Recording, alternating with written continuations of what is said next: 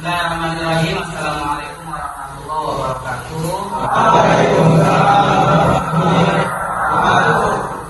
Alhamdulillah, wassalatu wassalamu ala Rasulillah sayyidina Muhammad wa ala alihi wa sahbihi. Alhamdulillah, pada hari ini kita bisa kembali hadir ke sekolah untuk melaksanakan salah satu kewajiban kita, yaitu dan juga kita berharap kepada Allah semoga kita senantiasa diberikan kesehatan yang panjang, orang tua kita juga sedang mencari rezeki juga dimudah oleh Allah SWT.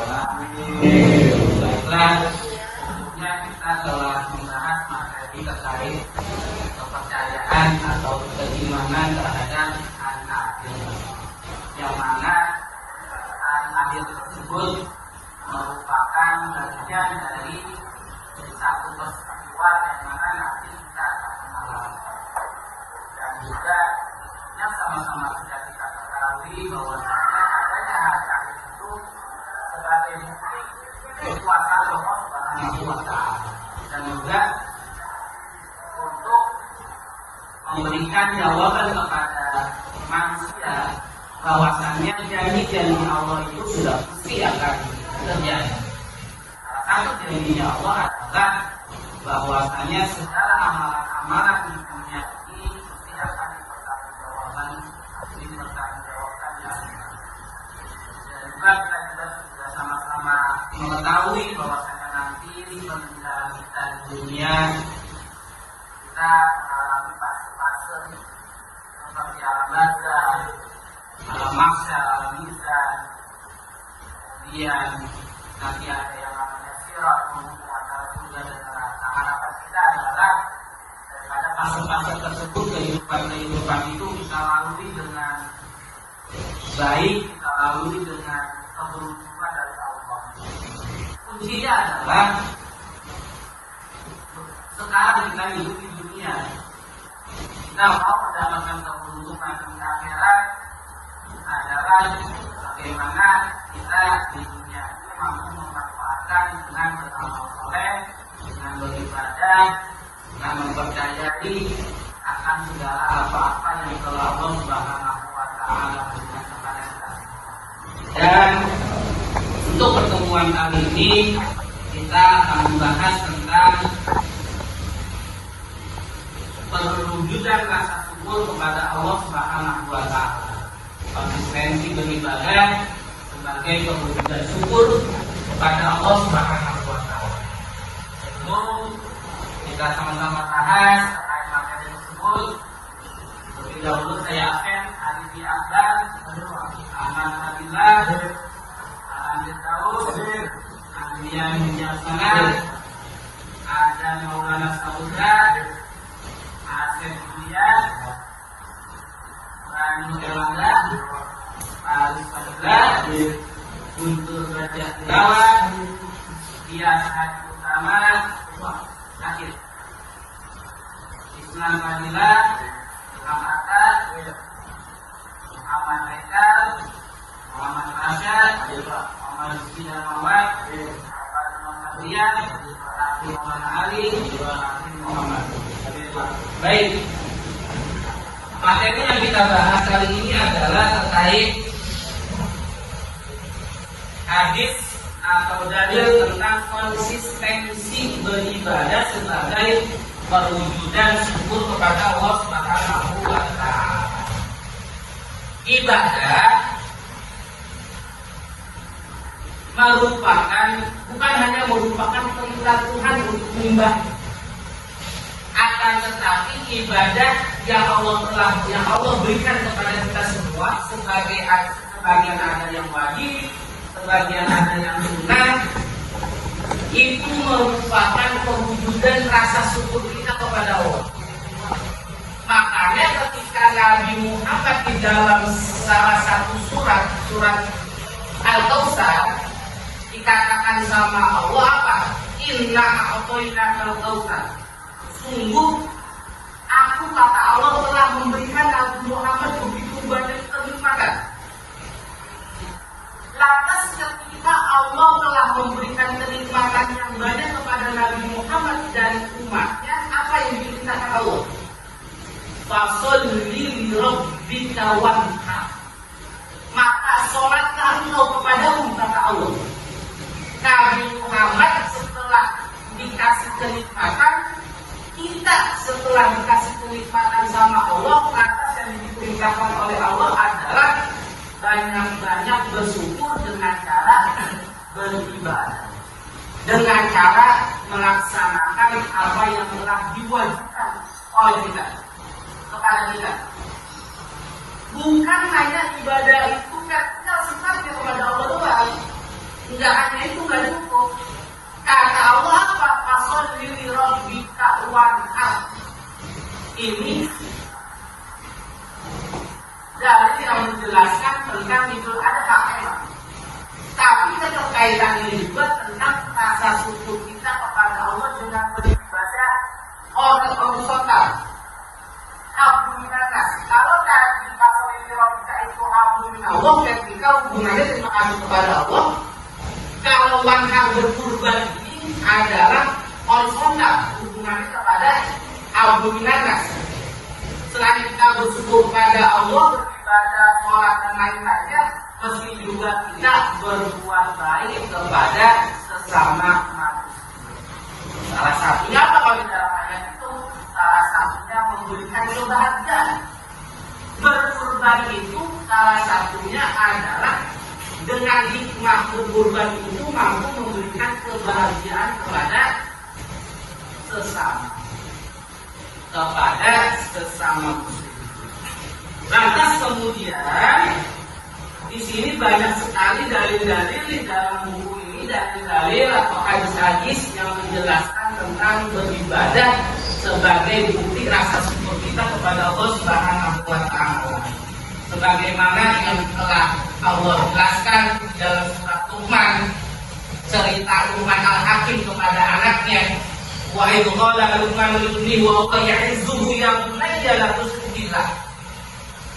Wahai, dan ketika Luqman berkata kepada anaknya, ya bunayya la tusyrik, wahai anakku, janganlah engkau berbuat kemusyrikan kepada Allah Subhanahu wa Ta'ala.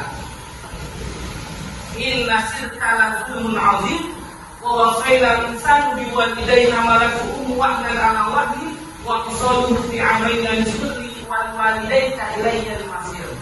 Nah, di sini juga ayat ini menjelaskan bagaimana juga kita mesti memiliki rasa syukur kepada kedua orang tua kita. Makanya kalau yang Islam bersyukur dilahirkan dari orang tua yang Islam. Kalau mungkin yang dilahirkan dari orang tua yang non Islam, berarti dia bersyukur masih bisa dilahirkan dari orang tua yang sayang kepadanya. Intinya apa? Siapapun orang tua kita, apapun status orang tua kita, meski seorang anak itu wajib berbakti kepada kedua orang tua. Wajib hukumnya, maaf, sekalipun orang tuanya beda agama sama anaknya. Anaknya Islam, orang tuanya non Islam, anaknya mesti wajib agama sama anaknya. Anaknya Islam, orang tuanya non Islam, anaknya mesti wajib berbakti kepada orang tua. Terus kemudian di sini juga banyak hadis-hadis yang menjelaskan bahwasanya rasa syukur ibadah yang kita lakukan kepada Allah Subhanahu wa Ta'ala itu bukan hanya sebatas mengucapkan alhamdulillah.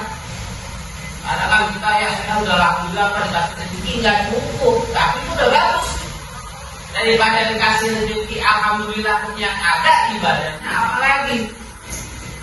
Makanya kata Imam Al-Ghazali dalam salah satu kitab Muqaddamatul Qulub, orang yang mengucapkan alhamdulillah ketika Allah kasih kenikmatan itu nggak cukup sampai di situ.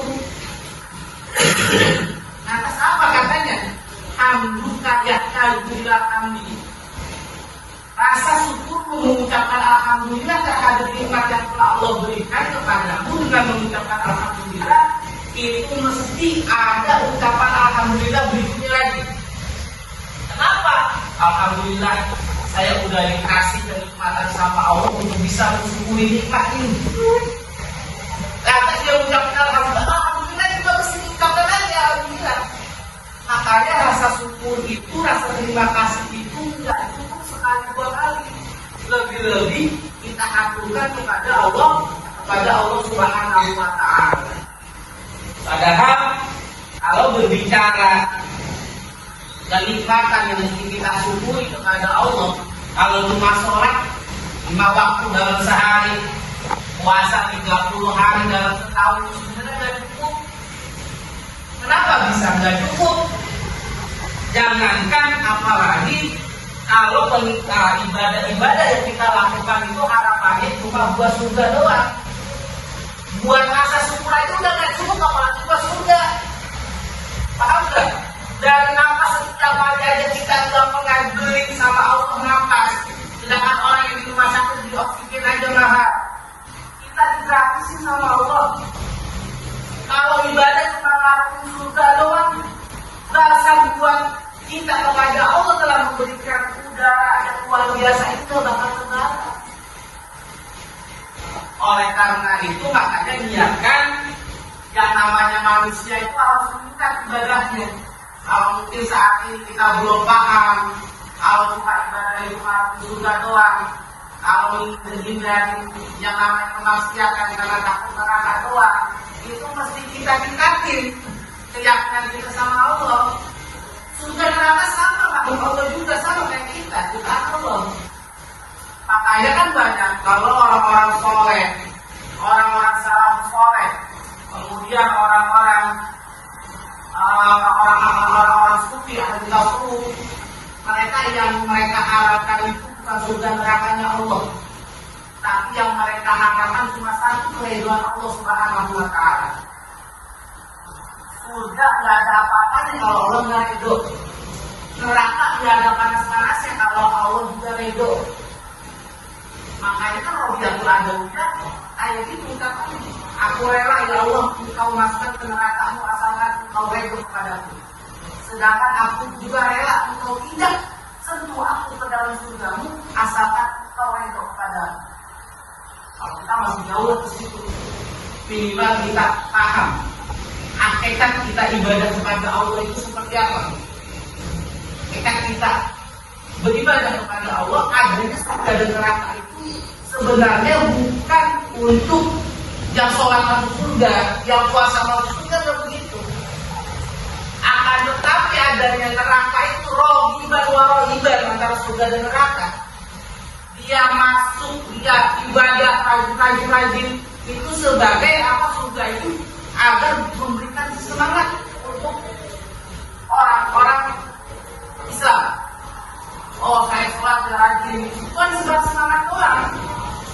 Begitu juga ada di neraka. Neraka itu hanya sebatas rem atau lampu kuning kalau ada di jalan raya sebagai kehati-hatian kita.